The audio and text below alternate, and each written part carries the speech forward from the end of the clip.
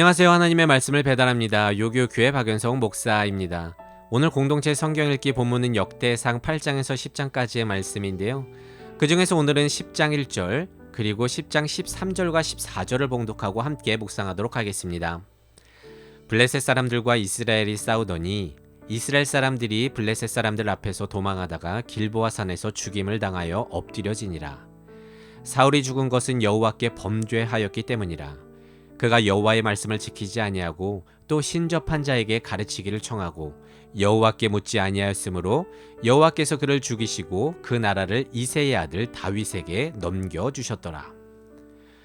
9장까지 해서 역대기서의 긴 족보들을 살펴보았습니다.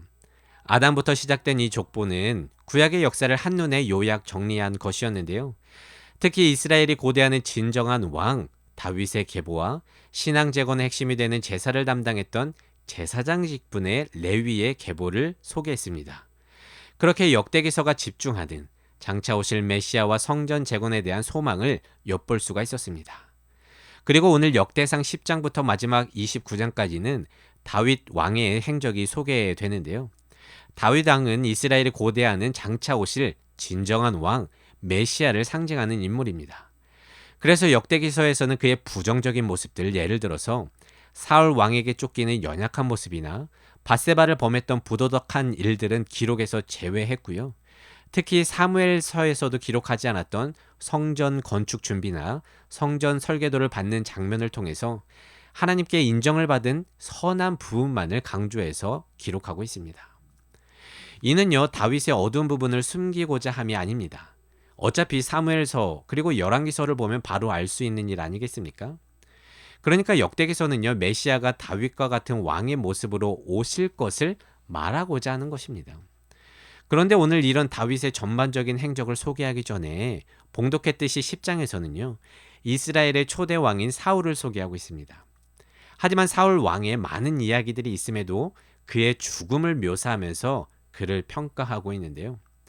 이는 이상적인 왕, 하나님이 선택하신 다윗을 소개하기 전에 온전치 못했던 인간이 선택한 사울 왕을 보여주면서 주의 뜻을 따르지 않은 인간 선택의 부족함, 그 결과를 소개하고 있는 것입니다. 1절입니다. 블레셋 사람들과 이스라엘이 싸우더니 이스라엘 사람들이 블레셋 사람들 앞에서 도망하다가 길보아 산에서 죽임을 당하여 엎드려지는지라. 인간의 뜻대로 선택한 길은 그렇게 싸우고 도망하다가 엎드려지는 인생이란 것입니다. 특히 사울과 그의 아들들은 블레셋에게 쫓기다가 결국 죽음을 맞이하게 되는데요. 그중 사울은 마지막까지 블레셋, 할례받지 못한 사람들에게 죽느니 자살을 선택하게 됩니다.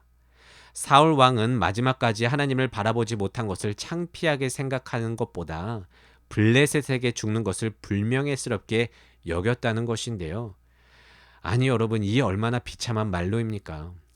근데 사울 왕에게도 분명히 좋은 이야기들이 있습니다. 그는 아버지의 말씀에 잘 순종하는 자였고요. 사무엘로부터 기름 부음 받을 때 자신의 미약함을 고백하면서 누구보다 겸손했던 자입니다. 그렇게 좋은 면들도 있는데 오늘 말씀은요, 그의 삶을 부정적으로 평가하면서 끝을 맺습니다. 역대기 기자는 왜 이래야 했을까요? 이는 사울 왕을 깎아내리려고 한다기보다 주의 뜻을 뒤로한 인간 선택의 결과가 얼마나 불완전한지를 사울을 통해서 말하는 것입니다. 특히 10장의 마지막 13절, 14절에서는 사울 왕의 평가를 기록하고 있는데요. 사울이 죽은 것은 여호와께 범죄하였기 때문이라.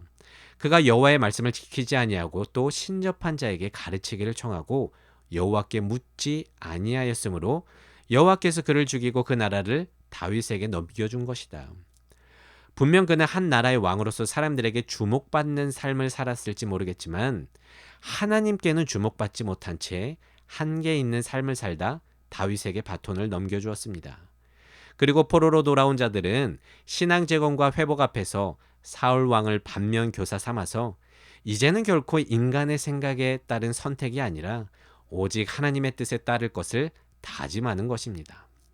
그리고 이 사울 왕의 말로는 포로에서 돌아와 회복을 소망하는 당시의 이스라엘뿐만이 아니라 지금을 살아가는 모든 믿는 자들, 이들처럼 신앙의 재건, 신앙 회복을 기대하는 우리가 어떻게 살아야 할지를 보여주는 주님의 말씀이 됩니다.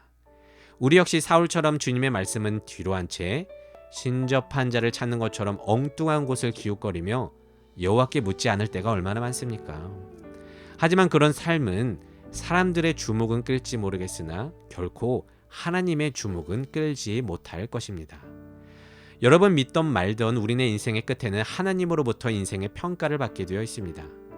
그리고 인간의 뜻대로 사는 삶의 말로는 사울 왕처럼 싸우고 도망치다가 결국은 엎드려지게 될 것인데 지금의 우리는 어떻게 살아가고 있습니까? 사울처럼 사람들에게 주목받기 위한 삶을 살고 있습니까? 아니면 주의 뜻을 물어가고 있습니까? 부디 오늘의 말씀을 묵상하면서 사울을 반면교사 삼기를 원합니다. 오직 주의 뜻대로 인간의 선택이 아닌 주님께 물으면서 겸손하게 주어진 인생을 살아감으로 주께 주목받는 모든 그리스도인 청년들 요셉 청년부 되시기를 진심으로 소망합니다. 말씀을 묵상하며 내 삶에 적용하기를 원합니다. 나에게 사울 왕의 모습은 없는지 솔직하게 돌아보고 주의 뜻에 따라 주께 물어가는 인생을 살 것을 결단해 봅시다.